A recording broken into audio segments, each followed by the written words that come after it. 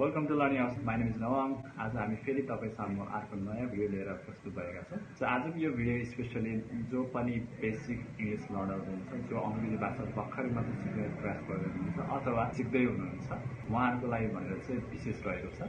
So आजको यो video मार्फत चाहिँ हामी तपाईलाई चाहिँ अङ्ग्रेजी भाषा सिक्दाको लागि आवश्यक पर्ने महत्त्वपूर्ण कुरा के हो र के कुरामा हामीले ध्यान दिनुपर्छ भन्ने सम्बन्धित जानकारी दिन लागेका छौँ। सो आशा छ तपाईँ यो भिडियोको अन्तसम्म रहनुहुनेछ र यो भिडियो मार्फत तपाईँले केही नयाँ कुरा सिक्न पाउनुहुनेछ। Tip number 1, vocabulary. So vocabulary is the biggest part of your language. So language को सबभन्दा ठुलो पार्ट भनेको vocabulary. So जति धेरै vocabulary सिक्नुहुन्छ त्यति तपाईको चाहिँ भाषा राम्रो हुँदै जान्छ। सो त्यसैले चाहिँ हरेक दिन चाहिँ नयाँ vocabulary सिक्ने प्रयास गर्नुहोस्। Any new word, right? It could be noun हुन सक्छ, verb हुन सक्छ, जे पनि हुन सक्छ। तर सो एटलिस्ट 3 वटा शब्दहरू चाहिँ नयाँ सिक्ने प्रयास गर्नुहोस् हरेक दिन। सो समथिङ तपाईको घरभित्र रहेको कुराबाट सुरु गर्नुहोस्। सबभन्दा सजिलो त्यो हुन्छ। सो घरमा भएका चाहिँ हरेक वस्तुहरूको चाहिँ नाम तपाईले अङ्ग्रेजीमा भन्ने प्रयास गर्नुहोस् अथवा त्यसलाई चाहिँ एउटा कपीमा अथवा एउटा नोटमा टिप्नुहोस्। एन्ड देन एभ्री डे तपाईले चाहिँ कम्तीमा 3 वटा नयाँ vocabulary, नयाँ इङ्ग्लिस शब्द चाहिँ तपाईको चाहिँ ब्रेनमा चाहिँ एड गर्ने काम गर्नुहोस्, right? So if you learn at least 3 words in a day, that means तपाईले चाहिँ 30 days मा you are going to learn 90 new words, and that's a lot, एकदमै धेरै हो, right? So every day learn 3 new vocabulary. So whatever is it, like बिहान खाजालाई के भन्छ अङ्ग्रेजीमा, right? So खाजा is like breakfast, right? त्यसैगरी like बिहान उठ्नुलाई के भन्नु, to get up, right? Basically television, radio, table, books, and like television हेर्नु like to watch, right? So to listen to the radio, or to eat breakfast, to eat meal, right? So यस्ता खालका चाहिँ नयाँ शब्दहरू vocabulary तपाईले चाहिँ आफ्नो शब्दकोशमा चाहिँ हरेक दिन एड गर्नुभयो भने that's gonna be huge help for you to learn language. So learn phrases. So phrases ले तपाईको चाहिँ भाषालाई चाहिँ सजिलो र सरल बनाउने गर्छ। So त्यसैले phrases सिक्न एकदमै इम्पोर्टेन्ट महत्त्वपूर्ण भएको छ। So दैनिक जीवनमा प्रयोग हुने फ्रेजहरू बाट तपाई सुरु गर्नुहोस्। यसले तपाईको चाहिँ कन्फिडेन्स लेभललाई पनि बढाउँछ। सो त्यही भएर चाहिँ यस्ता फ्रेजेसहरूलाई चाहिँ तपाईले हरेक दिन आफ्नो ल्याङ्ग्वेजमा चाहिँ प्रयोग गर्ने बानी बसाल्नुहोस्। सो फर इक्जाम्पल तपाईँ बिहान उठ्नुहुन्छ र आफ्नो छिमेकीलाई भेट्नुहुन्छ, then you say good morning. Good morning is a phrase. So you go to restaurant and then you're gonna call the waiter, excuse me waiter, that's a phrase again. त्यसैगरी, how can I help you? How are you today? I'm so sorry to hear that. Right? That's great. So यस्ता खालका फ्रेजेसहरू जुन दैनिक जीवनमा धेरै प्रयोगमा आउँछन्, यस्ता फ्रेजेसहरूलाई चाहिँ तपाईँ हरेक दिन युज गर्ने प्रयास गर्नुहोस्। That's going to help you to boost your confidence as well as तपाईको जो ल्याङ्ग्वेजलाई पनि सरल र सजिलो बनाउने गर्छ। सो तपाईहरुलाई रहेको छ third tip, learn structure. So structure सिक्न एकदमै महत्त्वपूर्ण रहेको छ। सो तपाईको हरेक सेन्टेन्सको स्ट्रक्चर के हुन्छ, संरचना के हुन्छ भन्ने कुरा चाहिँ हामीले बुझ्नु जरुरी छ, राइट? जसरी हाम्रो चाहिँ नेपाली सेन्टेन्समा हाम्रो चाहिँ subject plus object plus verb भए जस्तै हाम्रो अंग्रेजी सेन्टेन्स स्ट्रक्चरमा चाहिँ तपाईको subject plus verb plus object भनेको मतलब चाहिँ तपाईको verb चाहिँ सब्जेक्ट र अब्जेक्टमा बीचमा रहेको हुन्छ। So every time you make sentences, तपाईले कुनै पनि सेन्टेन्स लेख्नुहोस् अथवा कुनै पनि सेन्टेन्स भन्दा होस्, तपाईले always you have to make sure that तपाईको सेन्टेन्समा के छ भन्दाखेरि subject plus verb plus object रहेको छ। सो फर इक्जाम्पल यदि मैले एउटा सेन्टेन्स भने जस्तै म बिहान खाजा 7 बजे खान्छु, सो त्यो नेपाली सेन्टेन्स भयो। यसलाई हामीले चाहिँ इंग्लिशमा ट्रान्सलेट गर्नु पर्यो भने we need to make sure that we have subject plus verb plus object, right?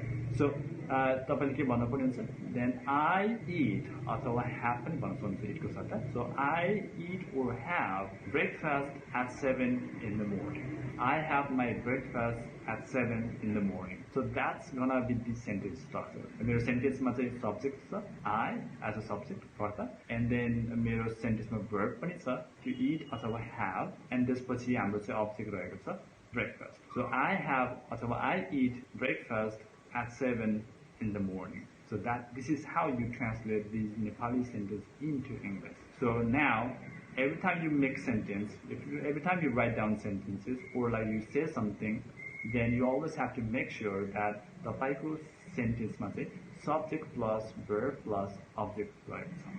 So the fourth tip रहेको छ तपाईहरुको लागि भनेर. So tenses and verbs are very important while you're learning a language. Let's talk about the verb first, okay? So the verb भनेको हामीले के भन्छ नेपालीमा भन्दा क्रिया भन्छ. Or in English we say verb is an action. So कुनै पनि काम के हुन्छ verb हुन सक्छ, right? So तपाईले जति धेरै verb सिक्नु भयो तपाईलाई त्यति सजिलो हुन्छ. So try to learn every day like few or couple of verbs, right? तपाईलाई थाहा नभएको verbs को बारेमा तपाईले सिक्न सक्नुहुन्छ अलिकति. For example, if you say मलाई पोखरा धेरै मन पर्छ, then you're gonna say I like Pokhara very much, right? So this is a very simple sentence, right? तर पनि तपाईले के बुझ्न पर्ने हुन्छ भन्दा त्यहाँ verb मन पराउनु भन्नुको चाहिँ in English you say like, right?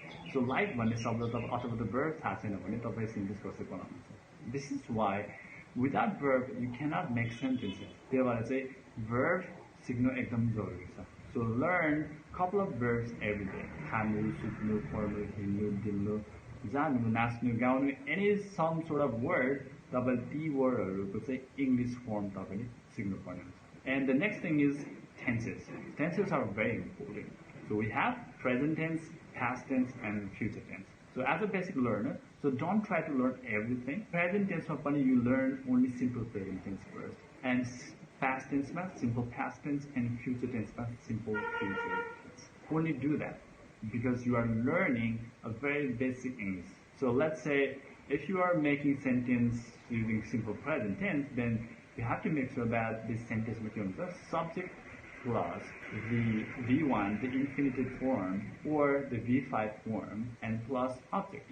So make sentence using this structure every day. So let's say when you talk about, okay, so म बिहान 6 बजे उठ्छु, let's say that. So then you gotta say, I get up at 6 o'clock in the morning. I get up at 6 o'clock in the morning. So that's the simple present tense way of example word, right? Also try to make past tense, simple past tense. So let's say in Nepali you say, म आज बिहान 7 बजे उठे. Then you're gonna say, I got up at 7 this morning.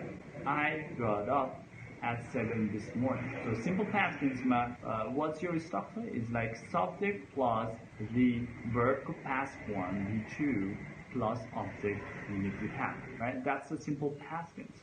And if you go for the simple future tense, the structure you have is subject plus shall or will plus V1 plus object, the infinite verb V1 plus object. So now try to make sentence using this structure. So say, I will get up at 5 tomorrow morning. I will get up at 5 tomorrow morning. So that means म भोलि बिहान 5 बजे उठ्ने छु.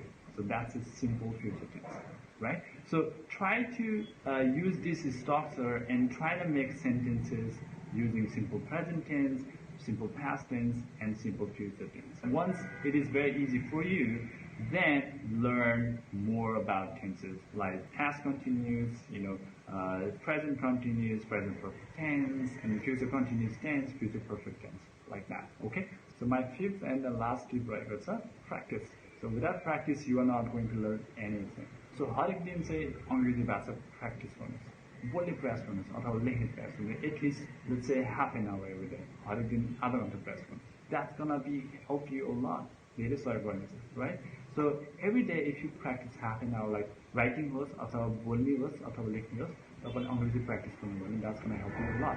But I'm not saying that हरेक कुराहरु चाहिँ तपाईले अंग्रेजीमा भन्नुपर्छ, अंग्रेजीमा प्र्याक्टिस गर्नुपर्छ भन्न खोजेको चाहिँ होइन. That's going to be very difficult for you because as a basic learner तपाईले चाहिँ सामान्य सेन्टेन्सहरुमा मात्र फोकस गर्नुपर्ने हुन्छ, or like phrases-हरुमा मात्र फोकस गर्नुपर्ने हुन्छ, right? Use English, use phrases and make sentences. त्यस्ता खालको सेन्टेन्स बनाउनुहोस् जुन चाहिँ तपाईको चाहिँ डेली लाइफमा एकदम प्रयोगमा आउँछ. सो जुन चाहिँ तपाईले हरेक दिन तपाई कोहीसँग बोल्दा होस् अथवा कन्भर्सेसन गर्दा होस् तपाईले ती कुरा प्रयोग गर्नुहुन्छ. Just for example, you say good morning. It's a very useful phrase, right? Good afternoon. How are you today? I'm sorry. Thank you. So यस्ता खालको फ्रेजेसहरु प्रयोग गर्नुहोस्. Like sentences like did you have breakfast? Do you have lunch? So यस्ता खालको सेन्टेन्सहरु प्रयोग गर्नुहोस् अथवा फ्रेजेसहरु प्रयोग गर्नुहोस् जुन चाहिँ तपाईको डेली लाइफमा धेरै प्रयोगमा आउँछ. So learn from there and then from there त्यहाँबाट सुरु गर्नुहोस्, right? And once you get enough practice and then they become as a habit or a बानीको रूपमा चाहिँ परिणत हुन्छ and once they become as a habit then you have more confidence, right? Job confidence बढ्छ then everything is going to be easier for you, right? So practice every day half an hour at least अनि प्रयोग गर्नु सामान्य सेन्टेन्सेसहरू र फ्रेजेसहरू जुन तपाईको चाहिँ daily life and daily प्रयोगमा हुन्छ. So please do that. Then once you do all of these things, then English is gonna be easier for you. Okay, that's it from my today's video. Those are like 5 tips that I actually gave you today.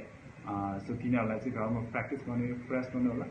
त्यसलाई चाहिँ आफ्नो चाहिँ दैनिक जीवनमा चाहिँ लागू गर्ने प्रयास गर्नु होला. Okay, and if you want to learn more अङ्ग्रेजी भाषा सरल र सजिलो तरिकाले अथवा चाँडो तरिकाले सिक्न चाहनुहुन्छ भने please do contact us. We are here to help you guys. Thanks for watching this video and see you in the next video again. Bye bye.